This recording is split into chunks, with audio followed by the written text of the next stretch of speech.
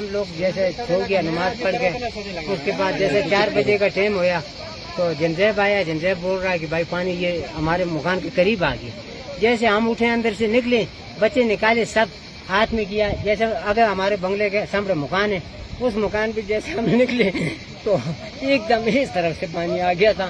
پانی جیسے آیا بھائی میرے گھر والی میرے ایسے میں نے ہاتھ سے پکڑی ہوئی تھی اور پیچھے سب بچے تھے اور میں بھی ساتھ میں گیا، میں ادھر رستے سے نکل گیا، باقی سب چلے گئے۔ یہ مسئلہ ہو گیا۔ آپ کے خاندان میں کتنے آدمی؟ ہمارے 6، ایک میری گھر والی اور 5 میرے ذاتی بچے۔ بچے بڑے تھے؟ یہ بچے جوان بچی بھی تھے، بچے کچھ 10 سال کا تھا، کچھ ایک بچہ 8 سال کا تھا، ایک 4 سال کی بچی تھی، ایک 2 سال کا بچہ۔ تو دوجا کا کتنا جاتے کہ بھی بتا؟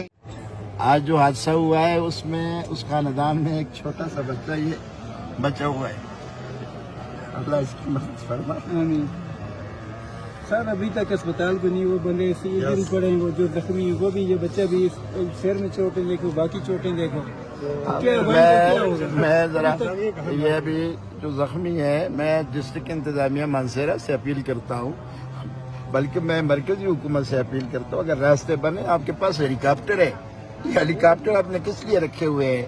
اگر پنجاب میں حادثے پہ ہیلی کاپٹر حرکت میں آ سکتے ہیں تو کے پی میں کیوں نہیں آ سکتے؟ گنڈاپور صاحب، آپ کو اس حوالے سے شرم آنی چاہیے کہ آپ کے ضلع میں اور آپ کے صوبے میں اتنا بڑا حادثہ ہوا ہے اور یہ بچہ دیکھے، چھوٹا سا بچہ، ان 30 افراد کے گھرانے میں یہ چھوٹا سا بچہ بچا ہے۔